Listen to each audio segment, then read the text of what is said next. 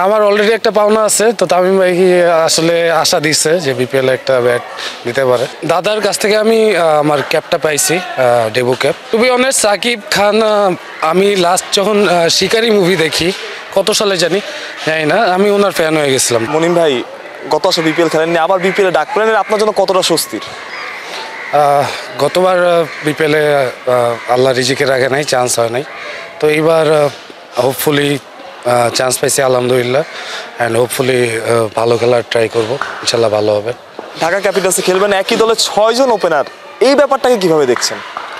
Actually open তো দুইজনই করে, তো এমন না যে আমি নিচে খেলতে পারি না, বা ওপেন করালে ওপেনের সই যেখানে খেলাবে আমি ওইখানে খেলতেই রাজি আছি। তো এটা নিয়ে আসলে ভাবতেছি যখনই যেখানে সুযোগ আসে সেটা যাতে খেলতে পারি। মানে দলের প্রয়োজন হলে আপনি 5-6-7 খেলতেও প্রস্তুত? এটা ডিপেন্ড করে, এটা কোচ ম্যানেজমেন্ট আছে, ওনারা কীভাবে চিন্তা করতেছেন। এত ডিটেলস তো এখন আলাপ হয় নাই, তো বিপিএল আসুক, ডিটেলস আলাপ যদি হয় তখন বোঝা যাবে আর কি।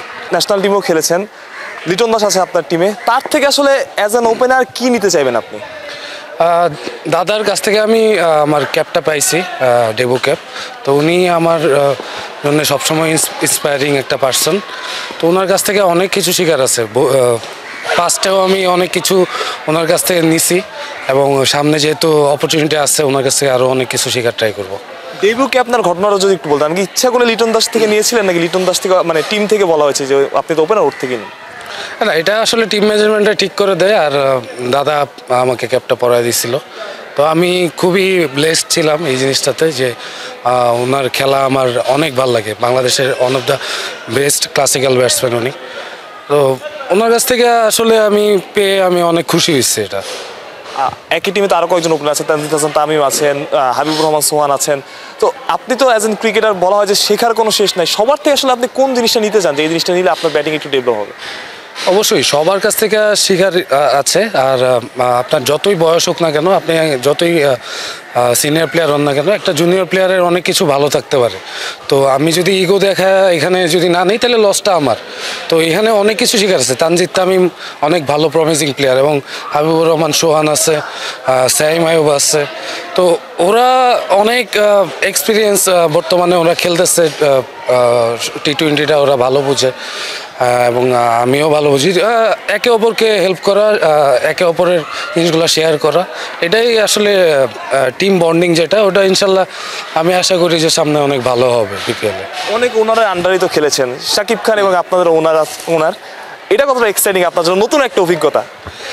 Two be honest, Shakib Khan আমি লাস্ট যখন শিকারি মুভি দেখি, কত সালে জানি না, আমি ওনার ফ্যান হয়ে গেছিলাম। তো আমি খুবই একটু এক্সাইটেড যে ওনার সাথে হয়তোবা দেখা হবে। আর ওনার বর্তমানে মুভিগুলো অনেক ভালো হচ্ছে, অনেক ভালো ভালো কাজ আসতেছে বাংলাদেশের প্রেক্ষাপটে। এটা আসলে অনেক বড় পাওয়া।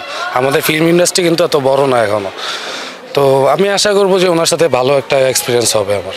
আপনার কোচ হিসেবে খালেদ মাহমুদ সুজন আছেন, আপনি সুজন স্যারের সাথে অনেক দিন ধরে কাজ করেছেন, আবহানিতে যখন ছিলেন আবহানিতে খেলেছেন, এছাড়া বাইরেও আপনি বাংলা ট্র্যাকেও ওনার সাথে কাজ করেছেন। এটা আপনার জন্য কতটা প্লাস পয়েন্ট যে সুজন স্যারের মতো একজন থাকা বা একজনকে পাওয়া, যাকে আপনি অনেক দিন ধরে চেনেন, আপনার শুরুটাও তার হাত ধরেই হয়েছে? না, স্যার তো আমার সাথে, আমি স্যারের সাথে এখনও কাজ করতেছি, বাংলা টেকে আছি। এরপরে স্যার এখানে যদি কাজ করে ঢাকায় আমাকে নিয়ে, তো আমি ওটাও করব। তো স্যার তো আমাকে আসলে চিনে, এই কারণে আর কি বোঝাপড়াটা অনেক ইজি হয়ে যাবে আশা করি। তো যদি সুযোগ আসে, টিম ম্যানেজমেন্ট মনে করে, আর স্যারদের যদি হেল্প থাকে, ইনশাল্লাহ ভালো খেলার একটা প্রত্যাশা রাখতে পারি আমি। আর যখন টিমে ডাক পেলেন, ড্রাফট থেকে যখন আপনাকে নেওয়া হলো, তখন আপনি কোথায় ছিলেন, ঘটনাটা যদি একটু বলতেন? তখন আমি নর্মালি আমার রুমে ছিলাম, ড্রাফট দেখতেছিলাম। তো পরে কল আসলো, খুব মজা পাইছে, এইটুকুই। এবার কি প্রত্যাশা থাকবে যে আসলে একটা 50 করবো, একটা সেঞ্চুরি করবো, বা 200 বা 300 রান করবো? আপনার অত্যন্ত বিপিএল দিয়ে আসলে ওই গ্ল্যামারটা বা ওই সময়টা ফিরিয়ে আনতে চান কিনা আবার?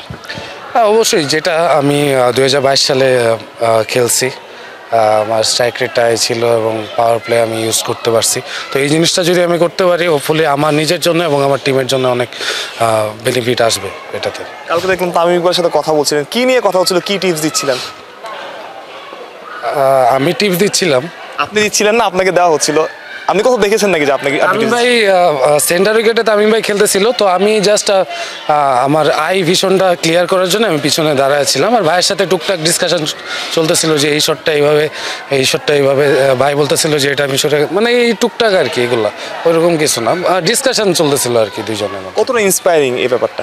অবশ্যই ইন্সপায়ারিং। তামিম ভাইয়ের ব্যাটিং আমি পিছন থেকে দেখতেছি, ওনার একটা আলাদা ধরনের এক্সাইটমেন্ট কাজ করে, এবং আমার যে কনফিডেন্স লেভেল আছে ওনার ব্যাটিং দেখলে আমার সেটা এনকারেজ হয়। অবশ্যই উনি one of the best batsman, এটা টু বি অনেস্ট, বাংলাদেশের ক্রিকেট প্রেক্ষাপটে।